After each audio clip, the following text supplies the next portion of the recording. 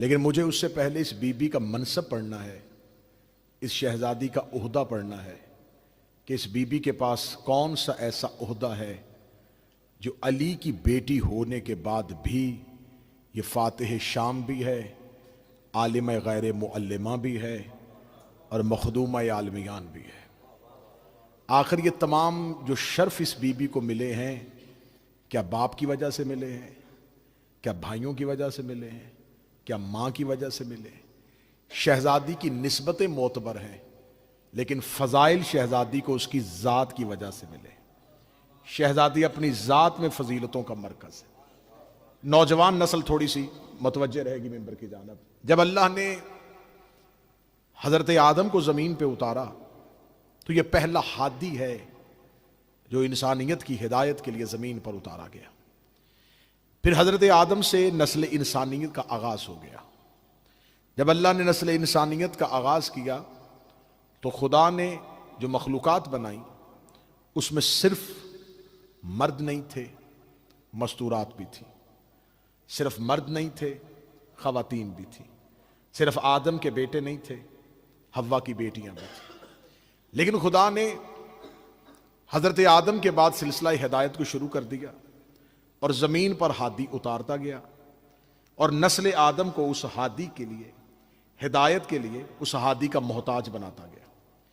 ایک ایک کر کے ہادی زمین پر اترتے گئے، لیکن خدا نے ہر دور میں جیسے جیسے نسل انسانیت پھیلتی جا رہی تھی، نسل انسانیت بڑھتی جا رہی تھی، خدا نے ہر دور کے مرد اور ہر دور کی عورت کو اس ہادی کا محتاج کیا۔ جیسے وہ ہادی مردوں کو ہدایت کرتا تھا، ویسے ہی وہ ہادی مستورات کو ہدایت کرتا تھا۔ خواتین بھی ہدایت اسی ہادی سے لیتی تھی، مرد بھی ہدایت اسی ہادی سے لیتے تھے۔ خدا نے یہ سلسلہ کم و بیش 1,24,000 پیغمبروں پہ آ کے نبوت کے لحاظ سے مکمل کیا۔ 1,24,000 کوئی کم تعداد نہیں ہوتی، یہ بہت زیادہ تعداد ہے۔ 1,24,000 پیغمبروں میں خدا نے ایک بھی ہادی مستورات میں نہیں چنا۔ خواتین میں سے کسی کو ہادی نہیں بنایا، خواتین میں سے کسی کو ہدایت کے لیے نہیں چنا کہ یہ اب ہدایت کرے۔ ہر دور کی خاتون کو ہر دور کے مرد ہادی کا محتاج کیا۔ زمانہ ترقی پا گیا، انسانیت چاند کے سینے پہ قدم رکھ چکی ہے، انسان زمین کے علاوہ دوسرے سیاروں پہ زندگی بسر کرنے کے طریقے سوچ رہا ہے۔ اتنا ترقی یافتہ ہونے کے باوجود بھی آج کے دور کی خاتون تقاضا کرتی ہے کہ شعبہ تعلیم ہو یا شعبہ میڈیکل ہو، مجھے میری رہنمائی کے لیے کوئی خاتون ہی چاہیے۔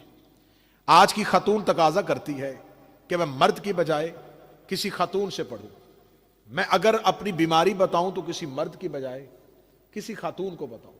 تو کیا اللہ کو یہ خبر نہیں تھی کہ فطرتاً عورت ہی کی طرف رجوع کرنا چاہتی ہے؟ تو جہاں میرے اللہ تو نے اتنے نبی مردوں میں بنائے تھے، ایک خاتون کو نبوت دے دیتا، ایک خاتون کو رسالت دے دیتا، تاکہ وہ خواتین کو ہدایت کر دیتی، وہ خواتین میں تیری ہادی بن جاتی۔ لیکن اللہ نے ایسا نہیں کیا۔ کہ اللہ نے ایسا نہ کر کے عورت پہ ظلم کیا؟ نہیں، اللہ نے یہ کر کے عورت کو مزید عزت دی ہے، عورت کو معتبر کیا ہے۔ اب آپ مجھ پہ سوال کیجئے کہ اللہ نے عورتوں میں کسی کو نبی نہیں بنایا، رسول نہیں بنایا، پیغمبر نہیں بنایا، اور آپ کہہ رہے ہیں اللہ نے عورت پہ یہ کرم کیا ہے۔ جب اللہ نے مرد اور عورت کو خلق کیا تھا تو خدا نے مرد کی خلقت میں عقل کو پہلے رکھا، جذبات کو بعد میں رکھا۔ عقل کو اس کے جذبات پہ مقدم کیا، عقل پہلے جذبات بعد میں۔ جب اللہ نے عورت کو خلق کیا تو جذبات پہلے رکھے، عقل کو بعد میں رکھا۔ ناقص العقل نہیں بنایا، لیکن اس کے جذبات کو اس کی عقل پہ مقدم کر دیا، مرد کے عقل کو اس کی جذبات پہ حاوی کر دیا۔ اب آپ یہ کہیں کہ یہ فرق جو تھا، یہ تفریق جو تھی، یہ امتیاز جو تھا، کیا یہ عورت پہ ظلم تھا؟ نہیں، ظلم نہیں تھا۔ نوجوانوں سر اٹھانا، اس لیے کہ قربانیاں عقل نہیں دیتی، جذبات دیتے ہیں۔ قربانی عقل نہیں دے گی، عشق دے گا، محبت دے گی۔ کیونکہ اگر عقل والوں کی، چلو میں ایک مثال دے دیتا ہوں، اگر آج بھی کسی عقل والے کے سامنے کربلا رکھی جائے گی تو وہ اسے نقصان تصور کرے گا. سامنے موت تھی کیوں گئے, لیکن جب عشق والوں کے سامنے کربلا آتی ہے تو پھر وہ نقصان نہیں تھا, وہ امتحان تھا. عقل والوں کو کہا جائے کہ آگ میں چھلانگ لگا دو تو وہ خودکشی سمجھیں گے. بے خطر کود پڑا آتش نمرود میں عشق, عقل تھی محو تماشا لب بام, عقل ابھی سوچ رہی تھی, عشق کود گیا. عقل گردن بیٹے کی چھری نہیں رکھتی, عشق رکھ دیتا ہے. لہذا ہر فیصلے عقل کی آنکھ سے نہیں ہوتے, کچھ عشق کی آنکھ سے ہوتے.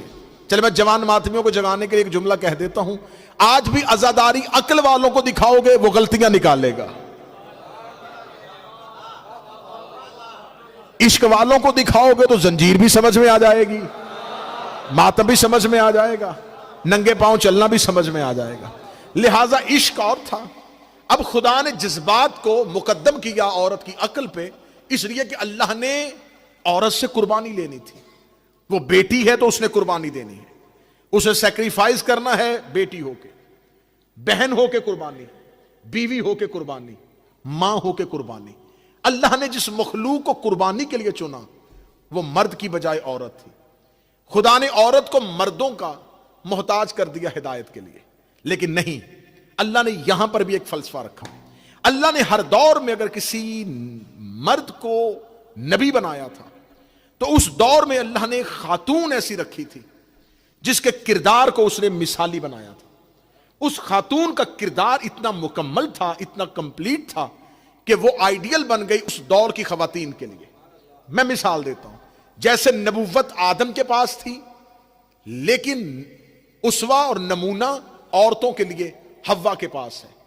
اس دور کی خواتین کے لیے حوا کو سیرت بنا دیا.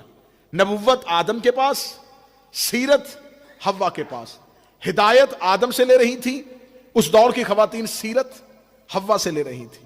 پھر عورت عزت پاتی پاتی, مقدم ہوتی ہوتی, معتبر ہوتی ہوتی اتنی معتبر ہو گئی کہ ابراہیم کے دور تک پہنچتی پہنچتی عورت اتنی معزز ہو چکی تھی کہ اللہ نے قیامت تک کے لیے مردوں کو بھی حج کے دوران ایک عورت کی سنت پر عمل کرنے کا پابند بنا دیا.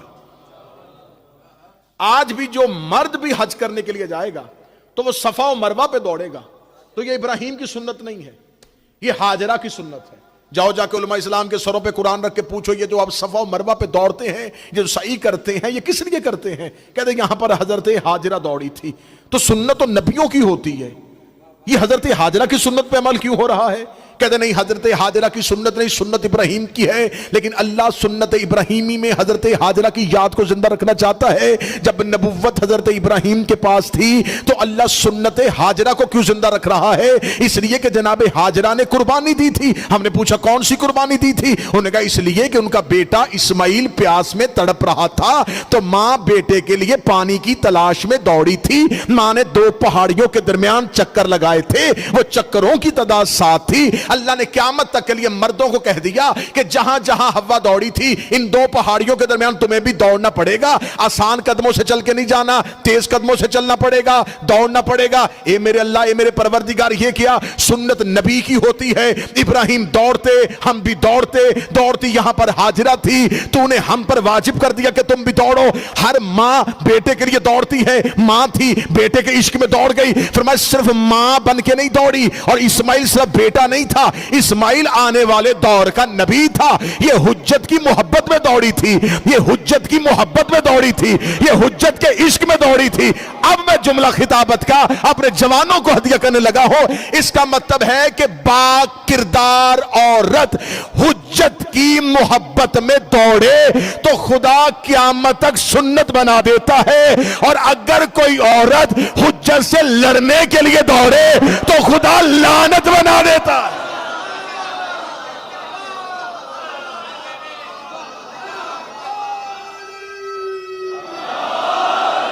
دو طرح کے کردار,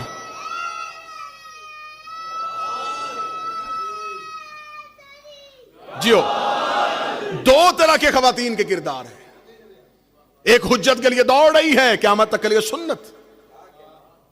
میں تمہید سے گزر گیا ہوں اور مجھے بڑی جلدی نتائج کے قریب جانا ہے. اس کا مطلب عورت حضرت ابراہیم کے دور تک آتی آتی اتنی معتبر اتنی معزز ہو چکی تھی کہ ہاجرہ کی صورت میں کردار سامنے آ گیا تھا.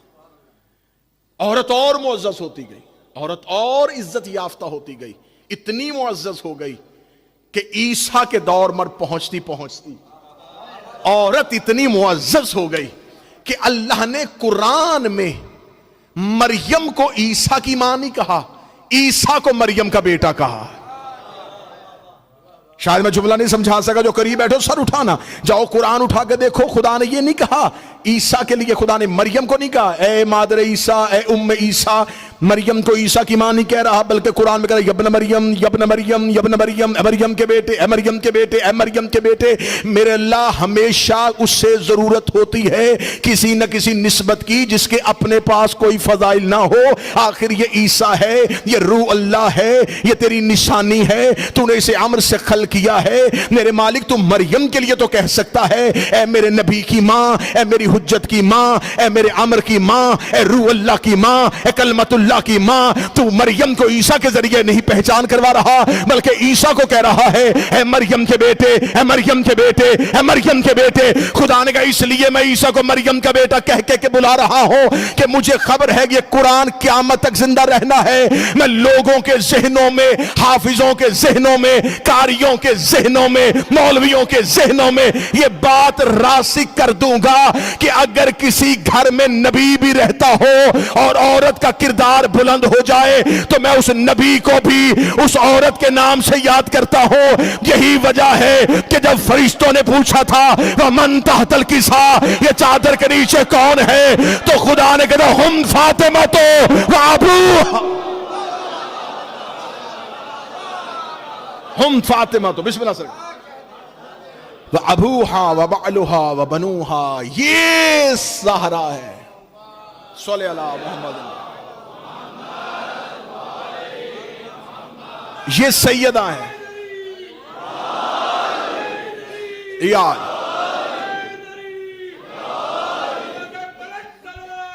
اللہم صلی اللہ محمد, بسم اللہ. ہم فاطمہ تو ابوہا وبالہا وبنوہا, یہ زہرا ہے, یہ سیدہ کا باپ ہے, یہ سیدہ کا شوہر ہے, یہ سیدہ کے بیٹے ہیں. وہاں خدا کیا کہہ رہا ہے, اے مریم کا بیٹا. عیسیٰ چھوٹے نبی تھے, ہمارا نبی سردار نبی ہے. اب جملے کا لطف لینا جو سیدہ سے محبت اور مودت کا دعویٰ کرتے ہو. عیسیٰ کے لیے اللہ کہہ رہا ہے اے مریم کے بیٹے. مصطفیٰ سے اللہ کہہ رہا ہے اے زہرا کے باپ. ہم فاطمہ تو بابو, یہ فاطمہ ہے, یہ فاطمہ کے باپ ہیں, یہ فاطمہ کے شوہر ہیں, یہ زہرا کے بیٹے ہیں. 4 حجتیں تھیں چادر کے نیچے. تعارف نبی سے نہیں ہوا, تعارف علی سے نہیں ہوا, تعارف حسن سے نہیں ہوا, تعارف حسین سے نہیں ہوا. مجمع کو درمیان میں چھوڑنے کا میعادی نہیں. اگر کسی کی فکر میں ہلکا سا بھی ایک خیال پرواز کر رہا ہے کہ خدا نے یہ کیوں کیا تھا, نبی کے ذریعے تعارف کیوں نہیں کروایا, علی کے ذریعے تعارف کیوں نہیں کروا دیتا, کہہ دیتا کہ نبی ہے کہ نبی کی بیٹی ہے, کہہ دیتا کہ علی ہے کہ علی کی زوجہ, کہہ دیتا حسنین حسنین کی ماں. خدا نے زہرا کے ذریعے تعارف کیوں نہیں کروایا؟ سوال فرش سے نہیں آیا تھا, سوال عرش پہ آیا تھا. یہ سوال مدینے کے کسی صحابی نے نہیں کیا تھا, یہ آسمان کے فرشتے نے کیا تھا. اور عرش پر یہ خاندان پہچانا ہی فاطمہ کے نام سے جاتا. عرش پر اس خاندان کی پہچان ہی زہرا کی وجہ سے. عورت جناب مریم کے دور میں آتی آتی معتبر ہو گئی اور نبی کی پہچان بن گئی. پھر عورت جناب خدیجہ کے دور میں آئی تو آخری نبوت کا سہارا بن گئی. پھر عورت ایک ایسے اوج کمال پہ پہنچی, ایک ایسی بلندیوں کی سدرۃ المنتہا کو عورت نے چھو لیا کہ عورت قیامت تک کے لیے یہی سجدے میں پڑی رہے تو اس کے اعزاز کے لیے یہی کافی ہے کہ زہرا خاتون ہے, سیدہ خواتین میں سے ہے. اللہ نے جناب سیدہ تک پہنچتے پہنچتے عورت کو مکمل کر دیا. ہر دور کا نبی کلمہ پڑھاتا گیا, لیکن سیرت ہر دور میں یا حوا سے لے لو, یا آسیہ سے لے لو یا ہاجرہ سے لے لو یا مریم سے لے لو، اس کا مطلب قرآن نے بہت برگزیدہ خواتین کا تذکرہ کیا. خدا نے جن خواتین کا تذکرہ کیا ان میں ہاجرہ بھی ہے، ان میں مریم بھی ہے، اس میں آسیہ بھی ہے، اس میں سارہ بھی ہے، اس میں حوا بھی ہے. آج کوئی خاتون قرآن اٹھائے اور قرآن اٹھا کے کہ ٹھیک ہے میں حوا کی سیرت پہ عمل کروں گی، میرے لیے آئیڈیل حوا ہے، وہ حوا کی سیرت پہ عمل کر ہی نہیں سکتی کیونکہ حوا کے پاس مکمل سیرت ہی نہیں ہے. حوا بتا ہی نہیں سکتی کہ ماں باپ کا احترام کیسے کرنا ہے. چلیں آج کی عورت سے کہیں کہ مریم سے سیرت لے لے، مریم کے پاس بھی سیرت مکمل نہیں کیونکہ مریم بتا ہی نہیں سکتی کہ شوہر کا احترام کیسے کرنا. پھر ایک ایسی خاتون چاہیے جس کا کوئی وصف بھی خالی نہ ہو. اللہ نے سیدہ پہ آ کے کمال کر دیا، اوصاف مکمل کر دیے. زہرا کا بابا نبیوں کا سردار، زہرا کا شوہر ولیوں کا سردار، زہرا کے بیٹے جنت کے سردار. جس بی بی کے گھر میں اتنے سردار رہتے ہوں کسی کمی کی بیٹی کی اوقات ہی کیا ہے.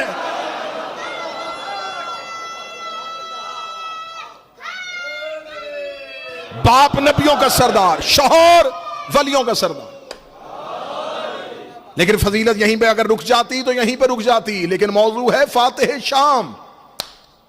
اللہ نے جناب زہرا پہ آ کے فضائل مکمل کر دیے، اس کے باپ کو بنا دیا سید الانبیاء، زہرا کو عہدہ دے دیا سیدۃ النساء العالمین، عالمین کی خواتین کی سردار، دنیا کی خواتین کی سردار نہیں، عالمین کی خواتین کی سردار. چپ کا بندر توڑوں، کہاں کہاں زہرا کی سرداری ہے؟ جہاں جہاں وہ رب العالمین ہے وہاں وہاں سیدت النساء العالمین.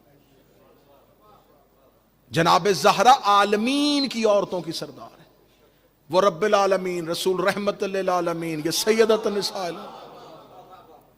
حوا عالمین میں سے ہے، سیدہ سردار ہے. جناب مریم عالمین میں ہے،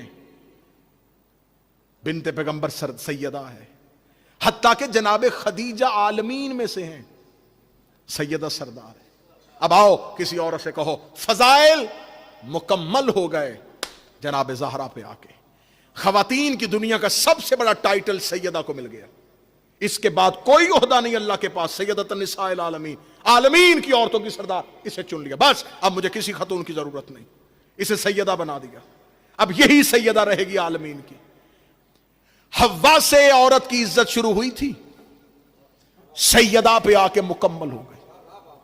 نبوت آدم سے شروع ہوئی تھی، رسالت پہ آ کے مکمل ہو گئی. دین آدم سے شروع ہوا تھا، غدیر میں مکمل ہو گیا. اب ساری تکمیل اور سارا دین مکمل، نبوت مکمل، ولایت مکمل، خواتین کی عزت مکمل. اب اس گھر میں تکمیل ہو گئی، اسے عہدہ دے دیا سیدۃ النساء العالمین. بڑے حساس مرحلے پہ پہنچ گیا. مجھے پڑھنا ہے فاتح شام. اب سیدہ کے پاس سارے اوصاف، سارے فضائل ہیں. سیرت مکمل ہے یا نہیں ہے؟ مکمل سیرت ہے. لیکن میں معافی مانگ کے کہوں گا آج کی خاتون اگر زہرا سے سیرت لے گی تو ایک گوشہ ادھورا رہ گیا. سیدہ یہ نہیں بتا سکی کہ بھائی کے ساتھ کیسے چلنا ہے. اسے جبر مشیت سمجھوں یا ارادہ پروردگار سمجھوں کہ زہرا کے بھائی تھے اور خدا نے لے لیے. سیدہ یہ نہ بتا سکی کہ کوئی بہن ہو کے بھائی کے ساتھ ایسے چلتی ہے. اب اللہ کو ایک خاتون ایسی چاہیے جس کے پاس یہ وصف بھی مکمل ہو. اب اگر اللہ کوئی علیحدہ خاتون بنائے گا تو یہ ٹائٹل سیدۃ النساء اٹھا کے اسے دینا پڑے گا، یہ عہدہ اسے دینا پڑے گا. اللہ نے اسی زہرا کی گود میں ایک بیٹی اتاری، پھر اسے علیحدہ نام سے نہیں پکارا، اسے کہہ دیا ثانیہ زہرا،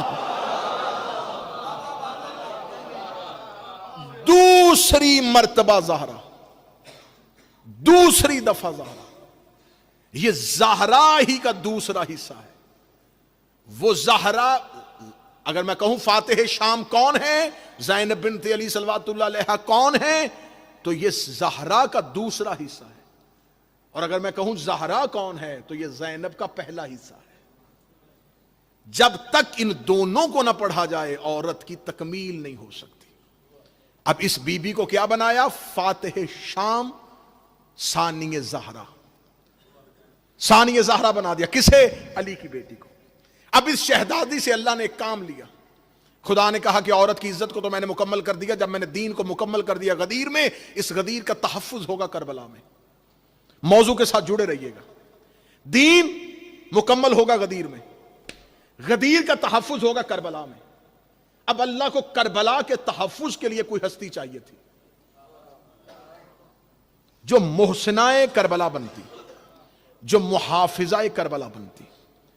اب اس بی بی کے پاس ایک آپ لقب سے اس شہزادی کو یاد کرتے، فاتح شام۔ تذکرہ سنتے سنتے اب دل میں دعا ضرور کرتے جائیے گا، اللہ شام کے حالات کو بہتر کرے، اللہ ناصبیوں کو وہاں سے نیست و نابود فرمائے، بی بی کے حرم کی آزادی برقرار رکھے، بی بی کے حرم کی وہ رونق و عزا برقرار رکھے۔ اس شہزادی کے پاس ایک عہدہ ہے فاتح شام، باپ ہے فاتح خیبر، بیٹی ہے فاتح شام۔ یہ نوجوان سر اٹھانا، یہ شہزادی، میں فضائل پڑھ رہا ہوں، گئی تو بظاہر رسیاں پہن کے تھی محمد بھائی، لیکن بی بی نے شام فتح کیسے کر لیا؟ کس انداز میں بی بی نے شام فتح کیا؟ کوئی کہتا خطبے سے لڑی تھی، کوئی کہتا نہیں بی بی نے تقریریں ایسی کی تھیں شام میں لرزا آ گیا۔ نہیں، فاتح شام اسی دن ہو گئی تھی جس دن پہلا قدم شام میں رکھا تھا۔ اور میں تمہیں بتاؤں کہ بی بی نے شام فتح کیسے کیا تھا۔ جب رسول مکہ میں تھے، اس لمحے مکہ میں بنی امیہ نے رسول پر زندگی کو تنگ کر دیا، عرصہ حیات کو تنگ کر دیا۔ جب رسول فاتح بن کے مکہ میں داخل ہوئے تو رسول پاک رات کی تاریکی میں مکہ میں داخل نہ ہوئے، رات کی تاریکی مکہ کے باہر گزاری، صبح کا سورج طلوع ہوا، رسول سفید پرچم امن کا نشان لے کر مکہ میں داخل ہو گئے۔ رسالت مآب کا مکہ میں داخل ہونا تھا، رسول مکہ میں جا کے بیٹھے، صبح سے لے کے شام تک رسول کی بارگاہ میں، رسول کے دربار میں ان لوگوں کو پیش کیا جاتا رہا، یا رسول اللہ یہ وہ شخص ہے جو آپ پہ کوڑا پھینکتا تھا، رسول نے فرمایا معاف کیا۔ یا رسول اللہ یہ وہ شخص ہے جو آپ کے خلاف بےہودہ اشعار پڑھتا تھا، میں نے معاف کیا۔ یا رسول اللہ یہ وہ شخص ہے جس نے آپ کے رستے میں کانٹے بچھائے تھے، جاؤ ہم نے معاف کیا۔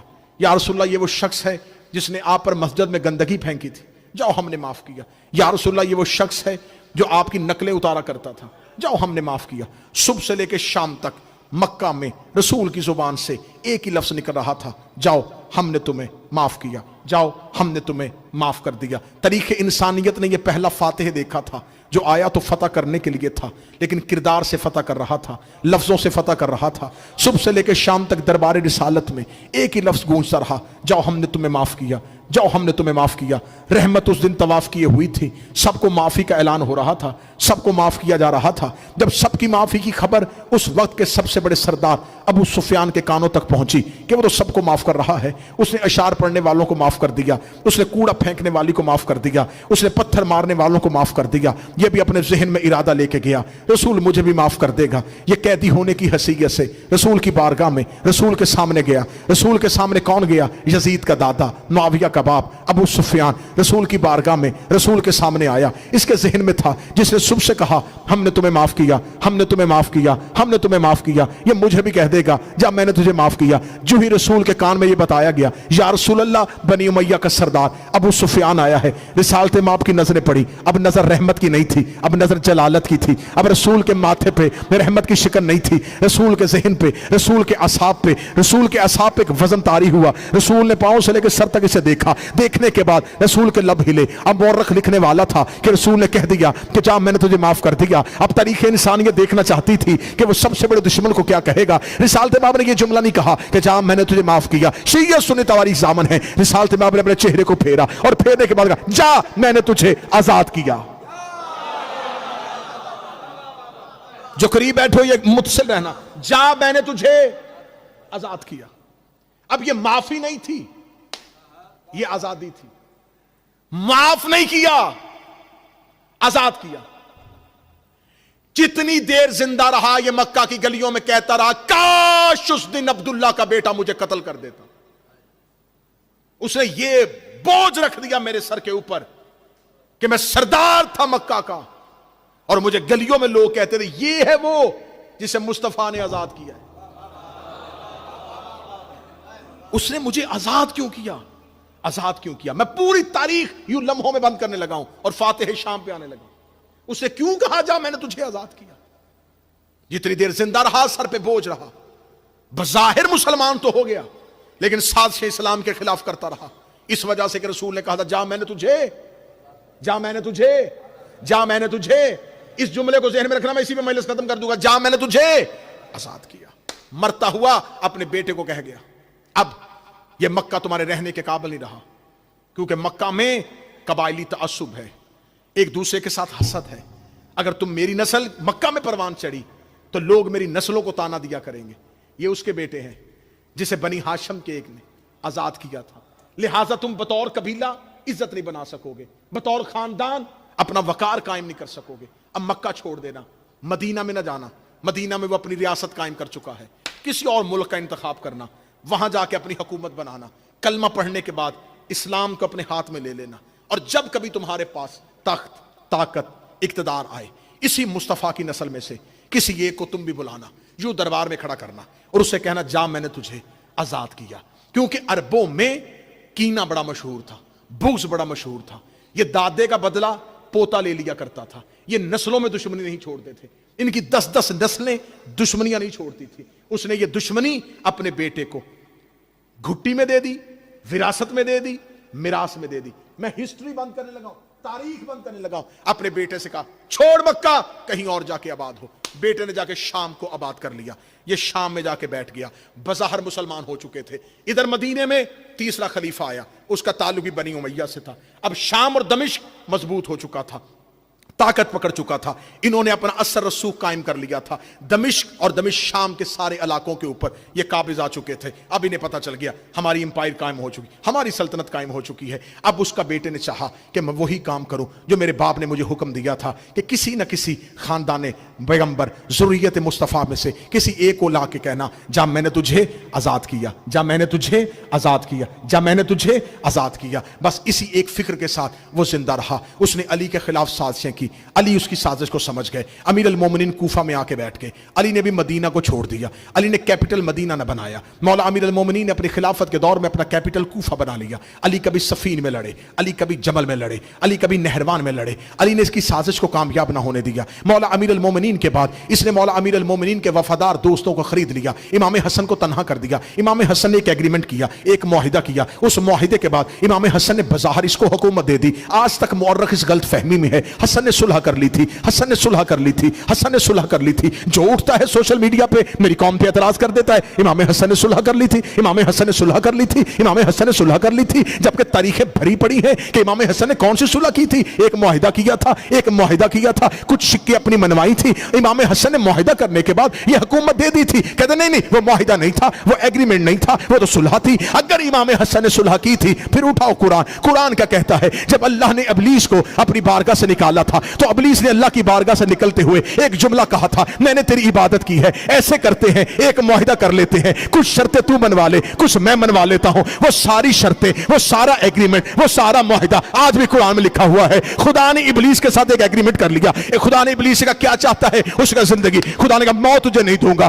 جہاں چاہے گا وہاں پہنچ جانا، جہاں چاہے گا تیری طاقت بھی بخش دیتا ہوں، تجھے زندگی بھی بخش دیتا ہوں، تجھے مدت معینہ تک میں تمہیں موت بھی نہیں دوں گا، لیکن تو میرے مخلصین تک نہیں پہنچے گا، تو میرے خالص بندوں کو گمراہ نہیں کر سکے گا، تو ہدایت کے راستے پہ بیٹھ کے بھی میرے لوگوں کو گمراہ نہیں کر سکے گا۔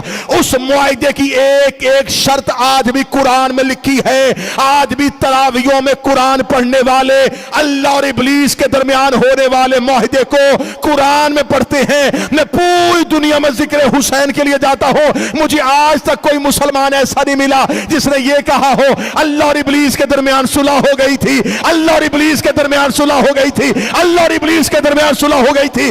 اللہ ابلیس سے معاہدہ کر لے تو ابلیس کی لعنت میں کوئی فرق نہیں پڑتا، حسن معاویہ سے معاہدہ کر لے تو اس پہ لعنت میں بھی کوئی فرق نہیں۔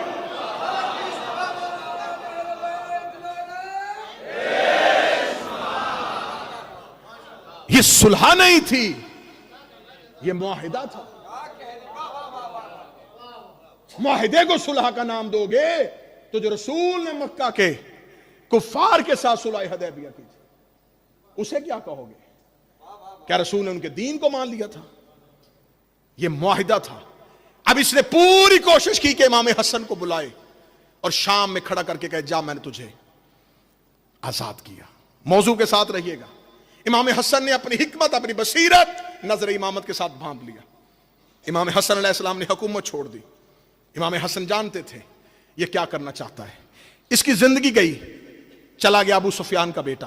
مرتے مرتے اپنے بیٹے کو کہہ گیا میرا باپ ایک وصیت کر کے گیا تھا, میں نے پوری زندگی کوشش کی, میں نے دمشق میں حکومت کی, میں نے بہت کوشش کی کہ میں خاندان پیغمبر کا کوئی فرد لے کے آؤں, میں لانے میں کامیاب نہ ہو سکا. علی نے میری ہر سازش کو سمجھ لیا, مجھے صفین میں ہرایا, مجھے جمل میں میری سازش کو ناکام بنایا, مجھے نہروان میں علی نے اکیلا کر دیا. اب تو وقت ضائع نہ کرنا, میرے بعد تخت پہ بیٹھتے ہی پہلا کام یہ کرنا خاندان پیغمبر کے فرد سے بیعت مانگنا. اگر وہ بیعت نہ کرے انہیں قید کر لینا, انہیں قید کر کے شام لے آنا. شام لا کے ایک بار اپنے تخت پہ بیٹھ کے کسی ایک کو کھڑا کر کے کہہ دینا جا میں نے تجھے آزاد کیا. جب تو یہ کہہ دے گا ہماری حکومت کا نشہ پورا ہو جائے گا, ہم نے اپنے باپ کی وصیت پہ عمل کر لیا, پھر بنی امیہ قیامت تک سر اٹھا کے جئیں گے, ہم نے بنی ہاشم سے بدلہ لے لیا. یزید ملعون تخت پہ بیٹھا, اس نے حسین سے بیعت کا مطالبہ کیا, حسین ابن علی نے انکار کیا. 28 رجب کو اپنے انصار, اپنے احباب, اپنے رشتہ دار, اپنی خواتین کے ساتھ حسین ابن علی چلے. حسین مکہ میں پہنچے, اس نے قاتل بھیجے, حسین نے مکہ چھوڑا.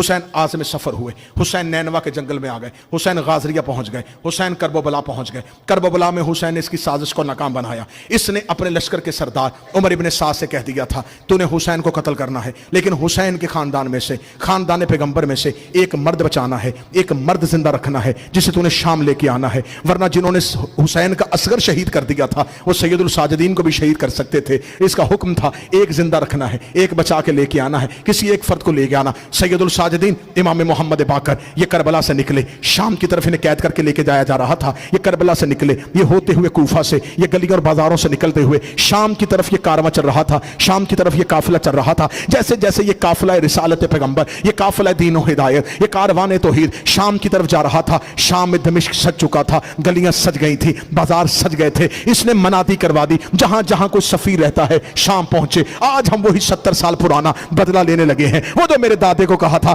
جا میں نے تجھے آزاد کیا, جا میں نے تجھے آزاد کیا, آج میں وہ بدلہ لینے لگا ہوں. آج اس بدلے کا وقت آ گیا ہے. اس نے مورخ بلا لیے, اس نے عمرہ بلا لیے, اس نے سفیر بلا لیے. شام دمشق کا دربار اس نے بھر دیا. دمشق بھر چکا تھا, بازاروں میں رش تھا, گلیوں میں رش تھا, بازاروں میں تعطیل ہو چکی تھی. آج بنی ہاشم سے بدلہ لیا جائے گا, آج بنی امیہ وہ 70 سال پرانا بدلہ لیں گے. یہ شام کے بازار تک دربار سب کچھ سج چکا تھا. یہ کاروان توحید شام کے بازار میں ہوتا ہوا علی کی بیٹی کی قیادت میں یزید کے محل کی جانب بڑھ رہا تھا. بی بی کا پہلا قدم دربار میں آیا. دربار میں سید الساجدین کا اور فاتح شام کا پہنچنا تھا. یزید تخت پہ بیٹھا, اس نے اپنے سر پہ اپنے باپ والا تاج رکھا, اس نے سونے کی زنجیریں پہنی. اس نے کہا آج بنی امیہ اپنا وقار دنیا کو بتائیں گے, ہم بنی ہاشم سے بدلہ لیں گے. آج وہ پرانی اور درینہ دشمنی کے بدلے کا دن آ گیا ہے. یہ تخت پہ بیٹھا, دربار کھچا کھچ بھرا ہوا تھا اور مورخین ہاتھوں میں کاغذ قلم لے کے لکھنے کے لیے تیار بیٹھے تھے کہ یزید نے وہ بدلہ لے لیا. سید الساجدین ہاتھوں میں زنجیریں پہن کے اس کے تخت کے سامنے آ کے کھڑے ہوئے. اس نے اپنے دل میں ارادہ کیا کہ وہ لفظ کہوں جو 70 سال پہلے مکہ میں کہا گیا تھا, جہاں میں نے تجھے آزاد کیا. جملہ اس کے دل سے نکل کے اس کی زبان کی نوک میں بھی آیا, ابھی اس کے منہ اور لب کھلے نہ تھے. یہ سجاد کے کاندھے پہ ایک مستور کا ہاتھ آیا. علی کی بیٹی نے سجاد کو پیچھے ہٹایا اور یزید کو دیکھا, یبنہ تلکا, وہ ہمارے آزاد کردہ غلام کے بیٹے.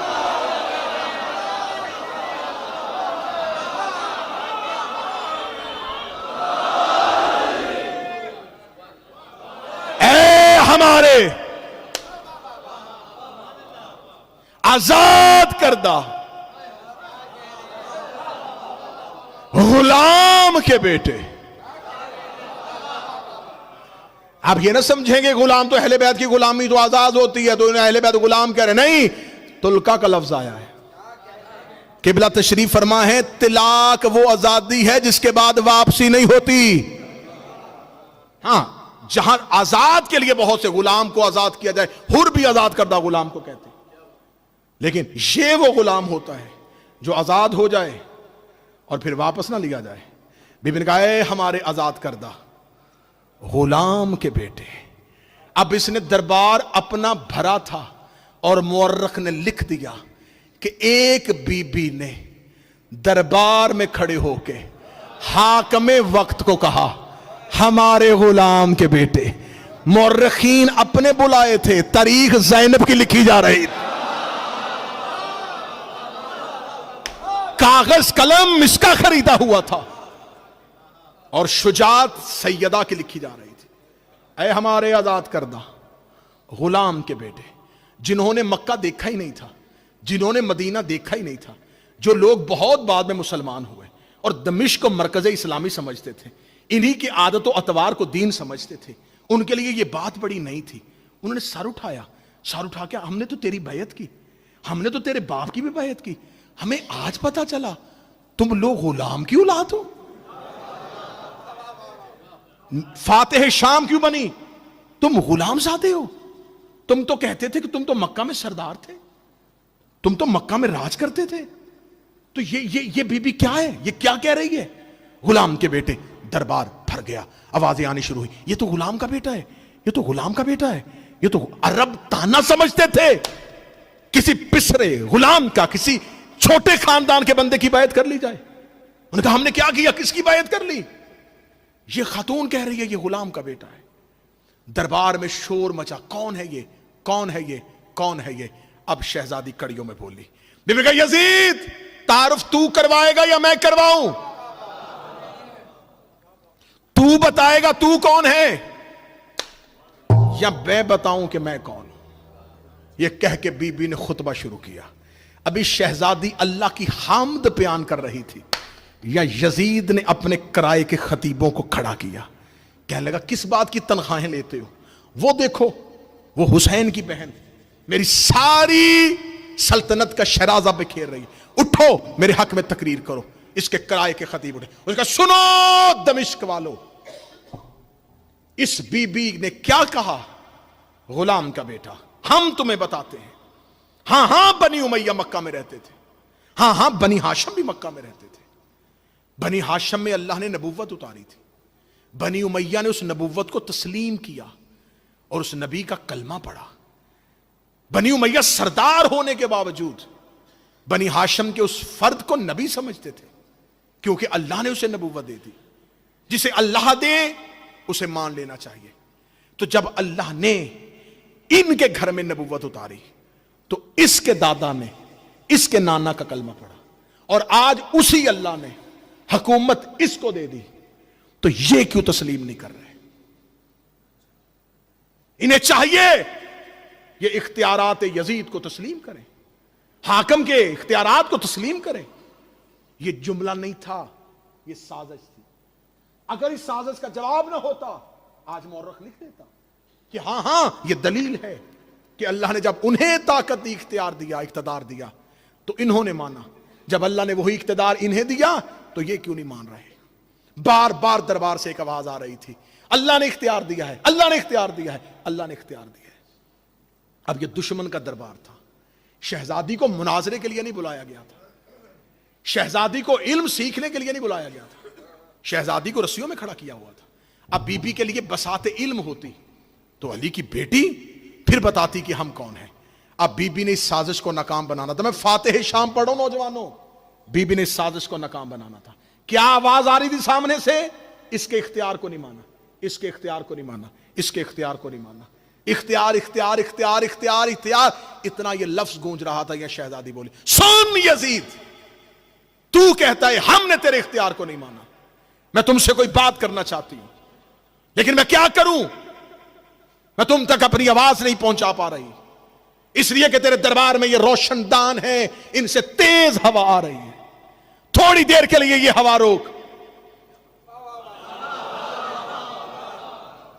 جنہیں مجلس سننے کا ڈھنگ آتا ہے وہ بولنا, جو بی بی سے کچھ لینے کے لیے آئے, کچھ آج کی شب مانگنے کے لیے آئے, اس ہوا کو روک, میں تم سے کوئی بات کروں.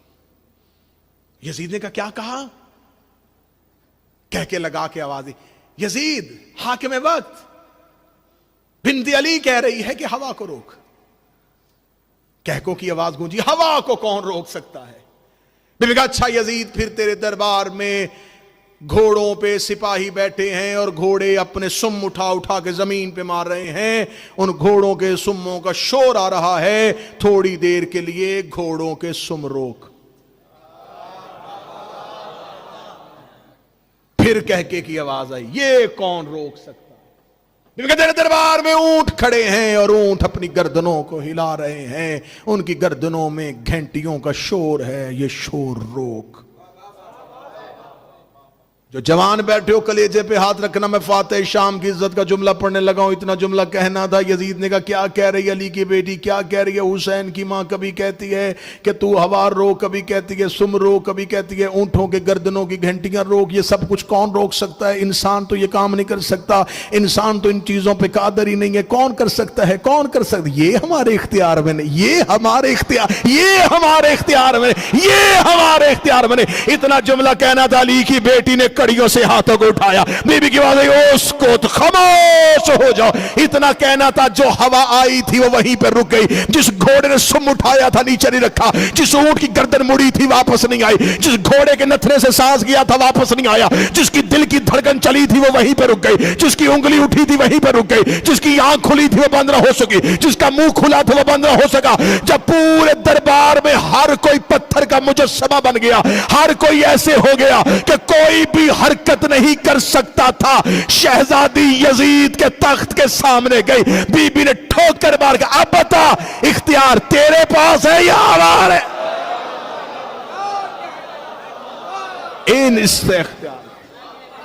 اس اختیار کے مالک تو ہے یا ہم ہیں؟ کہاں ہے تیرا اختیار؟ کہہ ان سے کہ تیرا اختیار مانے. اتنا کہنا تھا, یہ اس نے مؤذن سے کہا اذان دے. کوئی جواب نہیں ہے میرے پاس علی کی بیٹی کے لفظوں کا. تو اذان دے گا, یہ اذان کے احترام میں خاموش ہو جائے گی. 5 لوگ اکٹھے کھڑے ہوئے اور انہوں نے کہا اللہ اکبر. شہزادی نے کہا جل جلالہ ربی, اللہ ہی وہ رب ہے جس کے لیے میں یہاں کھڑی ہوں. اشہد ان لا الہ, فرمایا اسی کی گواہی دینے کے لیے تو میں آئی ہوں. جو ہی مؤذن نے کہا اشہد ان محمد رسول, بی بی پھر دربار سے بولی. بی بی نے کہا یزید اب بتا, جیتا تو ہے یا ہم ہے؟ اگر تجھ میں طاقت ہے تو اذان سے میرے نانے کا نام نکال, اپنے دادے کا نام لے.